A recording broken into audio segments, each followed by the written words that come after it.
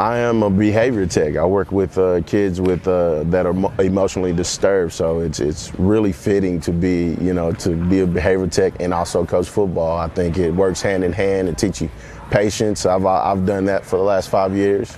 I also work with kids with autism. So and I love it, and I like being one-on-one with students and helping them out and just kind of leading them and making them see things that they don't usually see, maybe not at home, and things that they're not getting, just to pay that extra attention. So I've really enjoyed it.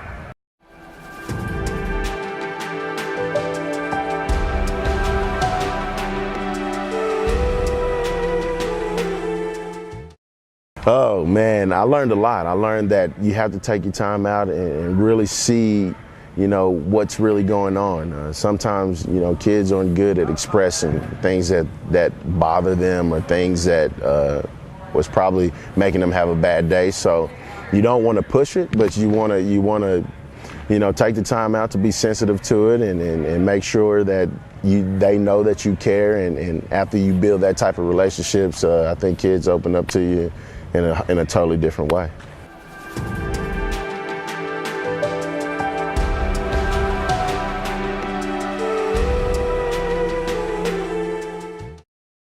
I was a real big fan of Tom Osborne growing up. My brother played at the University of Nebraska, and I had a fortunate chance to meet Tom. He came to my house in Texas and had dinner with us, and saw a real tall man in stature, real sensitive, but a man with drive and great resolve, and the recruiting process with my brother. And my brother really wanted to run track, and they were sensitive to that, so they said that they'll let him run track and they'll let him play football, and he took care of him, and I knew that was the type of man that I wanted to be. I wanted to be a player's coach. I wanted to be able to go and have a different relationship with each and every student that I coach.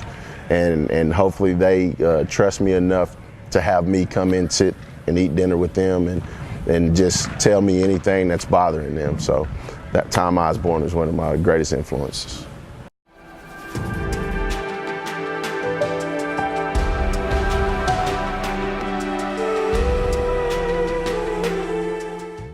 I own a couple of pair of cowboy boots. I wear them every Friday. Coach Klink and I got a deal going on here, so yeah, my dad has Tennessee Walkers. He does trail rides and things of that nature, and I really think it teaches you a lot of values.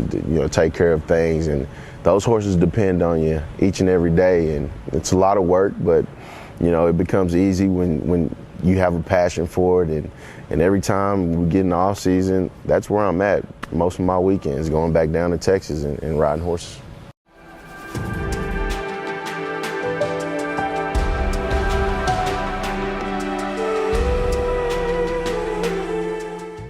Very pretty, very pretty. Trees, fresh. You can see all the stars at night. It lights up. You don't even need lights out there because the sky's so clear and there's no street lights or anything, and the stars just light up the land. It's beautiful to be around.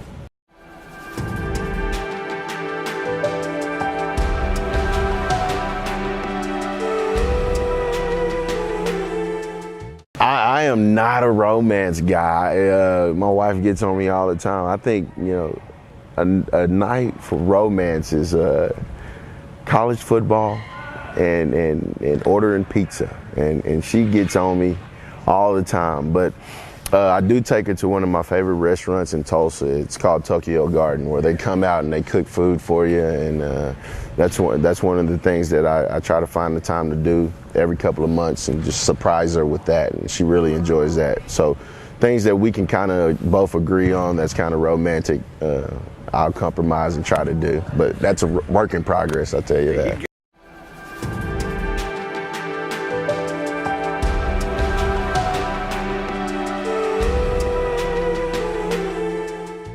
I think one thing they don't know about me is I'm not a big reader, but one of my favorite books is The Outsiders.